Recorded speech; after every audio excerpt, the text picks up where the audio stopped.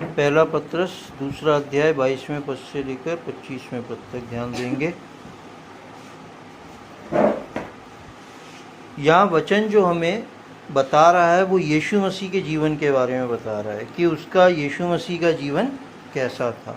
22वें पद में, ना तो उसने पाप किया और ना उसके मुंह से छल की कोई बात निकली।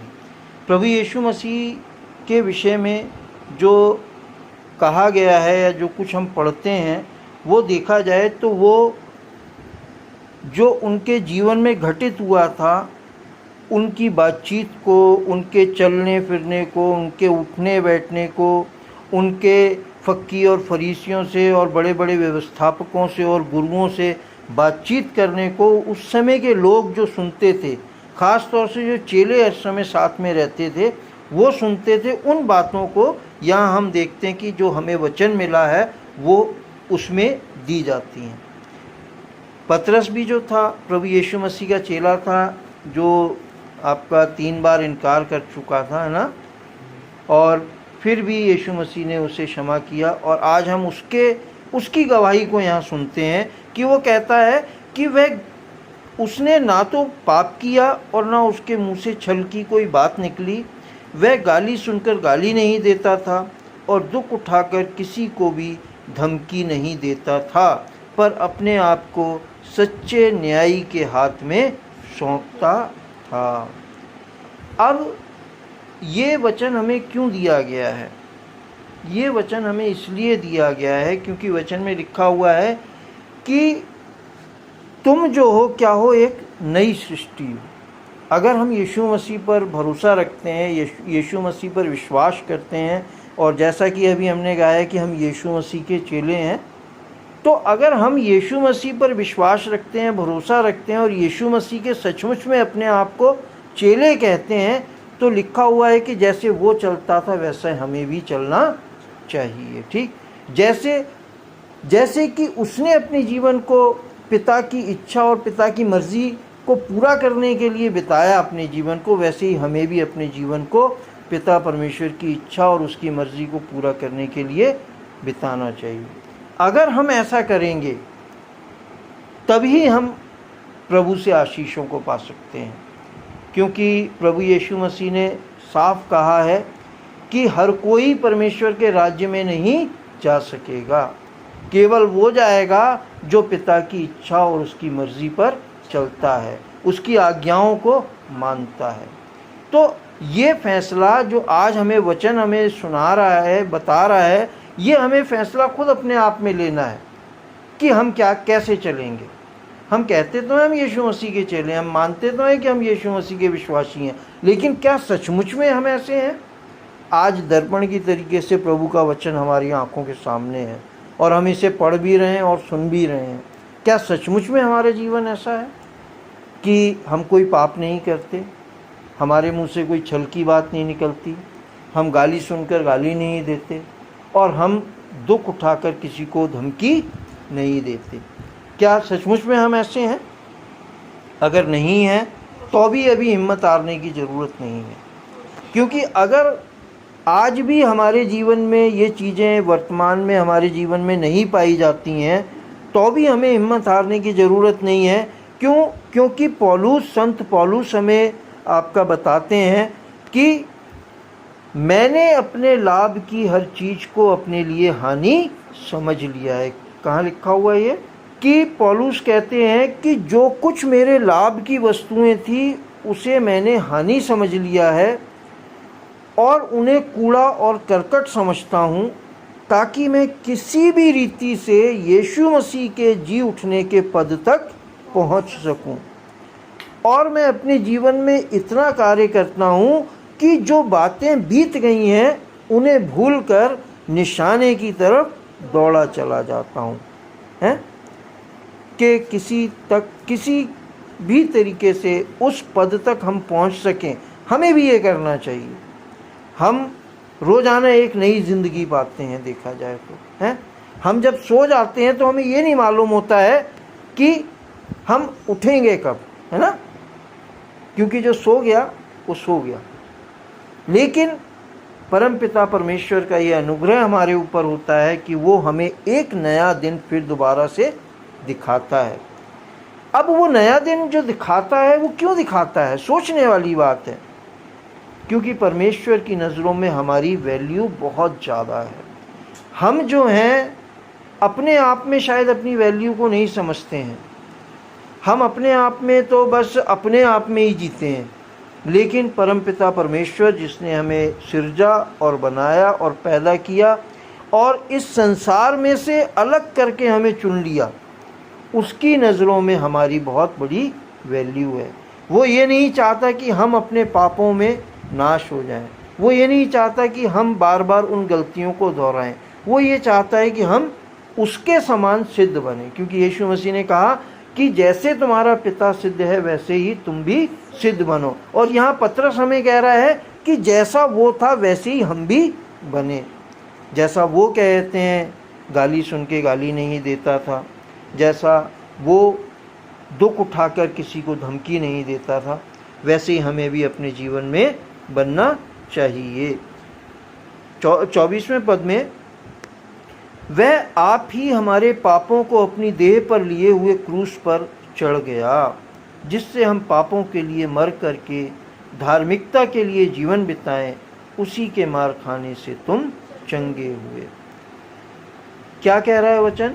वह आप ही हमारे पापों को अपनी देह पर लिए हुए क्रूस पर चढ़ गया। अगर हम मत्ती की इंजील में देखें, जहाँ उस अंतिम प्रभु भोज के विषय में बताया है कि जब यीशु मसीह ने देख लिया, समझ लिया कि अब वो घड़ी आ चुकी है कि जिस काम के लिए पिता परमेश्वर ने मुझे इस संसार में भेजा है वो कार्य अब पूरा होने वाला है, तो उसने अंतिम भोज अपने चेलों के साथ किया। और उस भोज की यादगार मनाने के लिए हम अशारब्बानी की रस्म या प्रभु भोज की रस्म को हम अपने जीवन में देखते हैं कि हम भी मसीह जितने कहलाते हैं प्रभु भोज को लेते हैं इस बात की यादगारी में, क्योंकि यीशु मसीह ने कहा कि इस बात की यादगारी में लो कि मैंने तुम्हारी खातिर अपने प्राणों को दिया है। अब प्रभु भोज के बाद जो वचन हमें ये भी बताता है कि गतसमनी के बाग में, भाई मैं समझ सकता हूँ कि अगर आज प्रभु कहे मुझसे कि सुरेश कल तुझे कहते हैं ये काम दुख उठाना है, या कल तुझे ये परेशानी उठानी है, कल तेरे ऊपर इतनी बड़ी आपत्ति आएगी है, तो क्या है कि नेचुरली बात है कि हम घबरा जाएंगे, है ना। हम यही कहेंगे प्रभु ऐसा ना होने पाए, है ना। हम यही कहेंगे कि प्रभु मुझसे तो नहीं हो पाएगा, है ना। अब यीशु मसीह भी हमारे ही समान इस शरीर में दुख सुख भोगने वाला इंसान की तरीके से आया था। उसको भी जब ये मालूम पड़ा कि अब ये मेरा समय जो है आखिरी घड़ी आई है कि मुझे अपने पिता की इच्छा को, उसकी मर्जी को पूरा करना है, तो उसने क्या किया? गतसमनी बाग में लिखा हुआ है कि वो अपने चेलों को एक तरफ अलग छोड़ के थोड़ी दूर पर जाकर घुटनों के बल उसने प्रार्थना करी। क्या प्रार्थना करी? कि हे पिता, तू यदि चाहे तो इस कटोरे को मेरे ऊपर से हटा ले। और उसने इस तरीके से 2 बार ये विनती करी परमेश्वर पिता से। हम वचन में यही देखते हैं कि उसने 2 बार ये विनती करी, क्योंकि उसे दिखाई पड़ रहा था कि आने वाले कुछ ही घंटों के बाद उसकी क्या दुर्दशा होएगी, है। तो उसने 2 बार ये विनती करी, लेकिन तीसरी बार ये अंगीकार किया कि अगर ये मेरे पिए बगैर ये प्याला नहीं हट सकता है, तो तेरी इच्छा, तेरी मर्जी मेरे जीवन में पूरी हो। तो यहाँ वचन यही कहता है कि उसने अपनी इच्छा परमेश्वर की इच्छा से जोड़ दी, और वह आप ही हमारे पापों को अपनी देह पर लिए हुए क्रूस पर चढ़ गया, जिससे हम पापों के लिए मर करके धार्मिकता के लिए जीवन बिताएं। हमें ये कोशिश करनी चाहिए कि हम भी अपने आप को यीशु मसीह में जीवित समझें और पापों के लिए अपने आप को मरा हुआ जानें। क्यों? क्योंकि देखो, एक बहुत बड़ा बलिदान अगर याद करो, कई बार मैं जब सोचता हूँ ना कि किस तरीके से मैं प्रभु की उस आज्ञा को भी, प्रभु के अधिकार का भी इस्तेमाल करता हूँ, और जब मैं उस अधिकार का इस्तेमाल करता हूँ तो मेरे को अपने प्रभु का एक एक सीन आँखों में ऐसे घूमता है, जैसा वचन में लिखा हुआ है कि उसने जब, राजा ने जब पूछा कि क्या तू सचमुच में यहूदियों का राजा है, तो उसने क्या जवाब दिया कि तू आप ही बोलता है। उसने कोई गलत जवाब नहीं दिया है ना, कि तू आप बोल रहा है और मैं हूँ। और यीशु मसीह ने कहा और मैं हूँ, लेकिन मेरा जो राज्य है वो ये संसार का नहीं है। ठीक, तब और भी जब बातें यीशु मसीह ने पिलातुस से कहीं पूछी तो खट से एक आदमी ने उसको, सिपाही ने थप्पड़ जोर से मारा है। और उस समय यीशु मसीह ने क्या कहा कि अगर मैंने, तू मुझे क्यों मारता है, अगर मैंने गलत कहा है तो मेरी गलत बात पे गवाही दे, और अगर मैंने सही बात कही है तो तू मुझे क्यों मारता है। तो उस समय क्या हाल हो रहा होगा यीशु मसीह का है।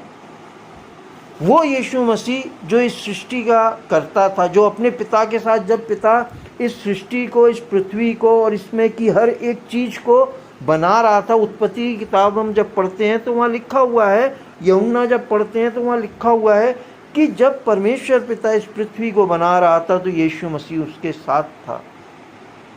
आज वही यीशु मसीह उस समय क्या है कि दुख उठा रहा है? एक लाचार बना हुआ है। जबकि गत्समनी के बाग में पतरस को जब गुस्सा आया तो उसने क्या किया कि तुरंत अपनी म्यान में से तलवार निकालकर एक जो सिपाही था उसका कान उड़ा दिया। इतना गुस्सा पतरस को आया।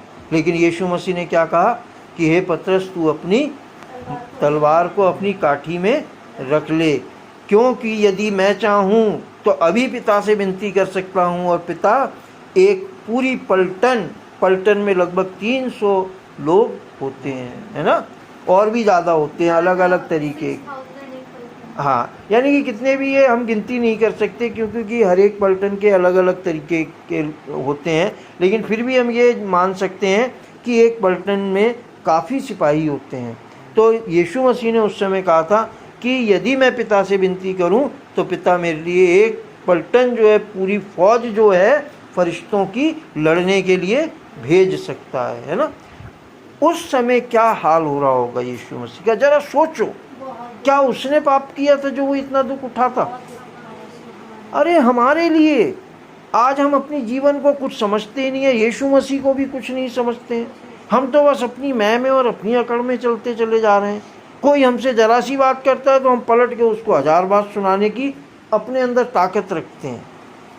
कह रहे कोई हमसे एक बात तो बोल के देखे, कोई हमें एक चांटा मारने की कोशिश करे तो हम तो उसकी पिटाई लगाने के लिए। मैं खुद भी इसी टाइप का बहुत पहले भी था, और कई बार मुझे अभी भी गुस्सा आ जाता है। मैं इस बात को सोचता हूँ आजकल अक्सर करके, क्या मेरे दिमाग में क्या बातें घूम रही हैं, मेरे को बार बार ये बातें याद आ जा रही हैं कि जैसा मैं सुन रहा हूँ कि हमारे चर्चेज़ में लोग वाग जब तोड़ फोड़ करते हैं, मार काट करते हैं, तो वो छोटे छोटे बच्चों को भी नहीं देखते हैं।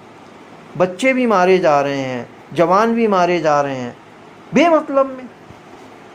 अब ये बात बार बार मेरे दिमाग में आती है कि अगर सुरेश तू चर्च में बैठा होगा तो उस समय तू क्या करेगा? और मैं कहता हूँ कि मैं नहीं रुकूंगा, मैं नहीं रुकूंगा।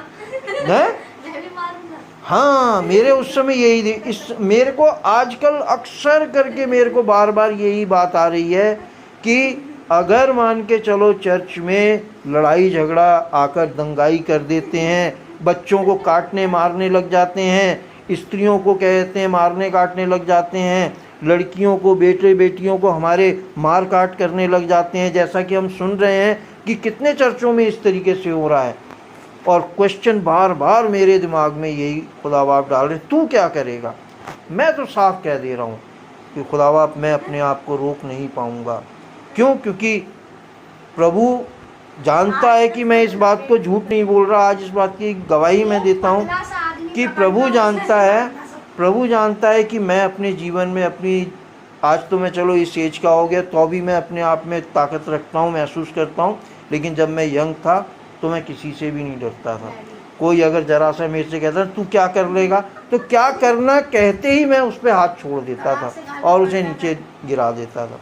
तो हम लेकिन यीशु मसीह को देखें अपने जीवन में, है ना, यीशु मसीह को देखें कि वो चांटा खाने के बाद भी क्या कह रहा है कि मैंने अगर गलत कहा है कि तुम मुझे क्यों मारते हो, है किसके कारण। वो चाहता तो सब कुछ बदला ले सकता था, वो चाहता तो जैसा आज मैं सोचता हूँ वो उस समय भी कर सकता था, लेकिन किस कारण, हमारे पापों के कारण, कि उसके मार खाने से, उसके दुख उठाने से, हम उसके लहू बहाने से हम पापों से छुटकारा पा जाए। है तो उस समय हम सोचें, मेरी तो आंखों के आगे वो प्रभु का सीन हर समय रहता है, और यही कारण है कि मैं जो प्रभु ने मेरे को वचन के अनुसार अधिकार दिया, मैं उसको डेली पूरा करता हूँ और अपने दिल की भड़ास को दूर करता हूँ। क्यों? क्योंकि हमारा युद्ध जो है लहू मांस का नहीं है, लेकिन हमारा युद्ध किससे है? शैतान से है, और इस शैतान की दुष्ट आत्मिक सेनाओं से है जो आकाश में है? और ये आकाशीय जो दुष्ट शैतान की सेना है, ये लोगों में समा करके ऐसे गलत काम करवाती है कि लोग वाग मार काट करते हैं, लोग वाग एक दूसरे को जान से ख़त्म करते हैं? तो लेकिन इसके बावजूद भी यीशु मसीह ने हमारे पापों की क्षमा के लिए सारे दुख को उठा लिया। तो हमें उसके दुख को सोचना चाहिए। अगर हम कुछ और नहीं कर सकते तो हमें कम से कम अपने प्रभु के दुखों पर अफसोस करना चाहिए और अपनी ज़िंदगी को बदलने की कोशिश करनी चाहिए कि हम कम से कम गाली तो पलट के गाली नहीं देंगे। मैं गाली नहीं देता किसी को भी पलट के, गाली कोई मेरे को दे भी देता है तो इस बात को मैं बर्दाश्त कर जाता हूँ कि गाली के बदले गाली नहीं देता हूँ। हाँ, लेकिन गुस्सा अभी भी मेरे को आ जाता है, अभी भी गुस्सा मेरे को आ जाता है। तो प्रभु खैर हमारी सारी कमज़ोरियों को जानते हैं, क्योंकि प्रभु ने जो कुछ सहा वो हमारे वास्ते सहा, लेकिन अगर हम कुछ नहीं सह पाते हैं तो हमारे ना सहने को भी वो जानते हैं, और प्रभु हमारी सारी निर्बलताओं में हमारे साथ हैं। तो वो क्रूस पर चढ़ गया जिससे हम पापों के लिए मर करके धार्मिकता के लिए जीवन बिताएं, उसी के मार खाने से तुम चंगे हुए। 25वें पद में, क्योंकि तुम पहले भटकी हुई भेड़ों की नाई थे, पर अब अपने प्राणों के रखवाले और अध्यक्ष के पास फिर आ गए हो। हम क्या थे? मैं अपनी जवानी के टाइम को देखता हूँ तो हकीकत बात है, बचपन में मैंने प्रभु यीशु मसीह को देखा था, लेकिन इसके बावजूद मैं कहते हैं भटका ही हुआ था। मैं किस रास्ते पे जा रहा था, ये तो मैं जब सोचता हूँ ना अकेले बैठे हुए, तो मैं ये सोचता हूँ कि काश अगर प्रभु ने मेरे को ना पकड़ा होता। ख़ास तौर से देखा जाए तो मैं अपने शादी होने के बाद के जीवन में मेरी ज़िंदगी में बहुत बड़ी बदलाव आते चले गए। शादी जैसे मेरी हुई उसके बाद से मेरी ज़िंदगी में बहुत बदलाव आए, बहुत कुछ प्रभु ने मेरे को सिखाया, समझाया, और मेरा जीवन बदलता गया। आज मैं पिछले दिनों को याद करता हूँ तो ये सोचता हूँ कि काश कि अगर मेरी शादी नहीं हुई होती या मैं उसी तरीके से चल रहा होता तो आज मैं शायद अब तक जीवित भी नहीं होता। क्यों? क्योंकि जो मेरा रास्ता था मार काट का रास्ता था, लड़ता भिड़ता था, कहीं नहीं डरता था। आस पड़ोस के सब मेरे को जानते थे कि मेरी संगति कैसे लोगों के साथ है। लेकिन प्रभु ने ख़ास तौर से मैं शादी के बाद मेरा जीवन बदला और मैं प्रभु के वचन में और बढ़ता गया, और आज प्रभु की दया से जिस जीवन को मैं जी रहा हूँ तो मैं खुद अपने आप को सोच के ताज्जुब कर जाता हूँ कि यार मैं क्या था और आज क्या हूँ।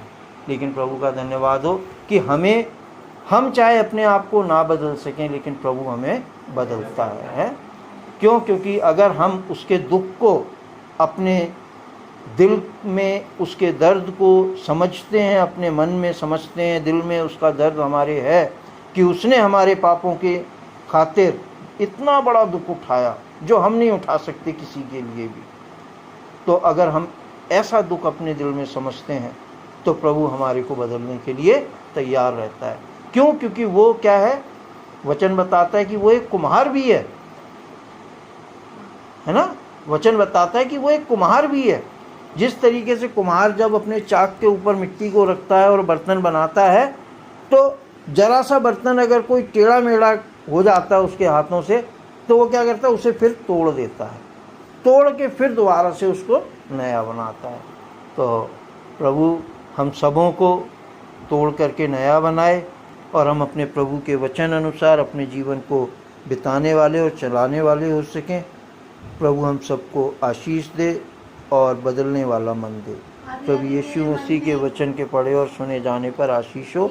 आमीन आमीन आमीन। डरो मत, चुपचाप खड़े रहो, खुदा की नजात के काम देखो। डरो मत, चुपचाप खड़े रहो, खुदा